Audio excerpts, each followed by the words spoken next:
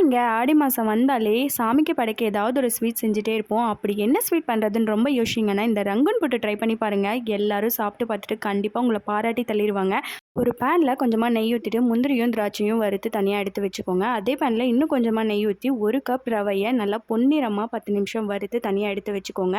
இன்னொரு பேனில் 2 ஸ்பூன் நெய் ஊற்றி 1/4 கப் துருவன தேங்காய் சேர்த்து நல்லா பொன்னிறமாக வறுத்து இதையும் தனியாக எடுத்து வச்சுக்கோங்க. 1 கப் ரவைக்கு 1/4 கப் ப்ரௌன் சுகர், 3 கப் தண்ணி சேர்த்து சர்க்கரை நல்லா கரைஞ்சி தண்ணி நல்லா கொதிச்சு வரும்போது நம்ம வறுத்து வச்சிருக்க ரவையை இதில் சேர்த்துட்டு நல்லா கைவிடாமல் கலந்து விடுங்க. கட்டி எதுவும் இல்லாத மாதிரி நல்லா கைவிடாமல் கலந்துக்கோங்க. தண்ணி எல்லாம் ரவை ஈர்த்து நல்லா கெட்டி ஆகுங்க. இந்த டைமில் நம்ம வறுத்து வச்சிருக்க தேங்காவையும் சேர்த்து நல்லா கலந்து விட்டுக்கோங்க.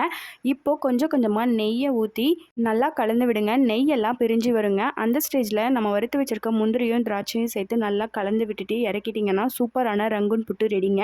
இந்த ரெசிபி செய்கிறது ரொம்ப ஈஸிங்க, ஆனால் டேஸ்ட்டு சூப்பராக இருக்குங்க. நீங்களும் இந்த ரெசிபியை மறக்காமல் உங்கள் ஃபேமிலிக்கு செஞ்சு கொடுத்து அசத்துங்க.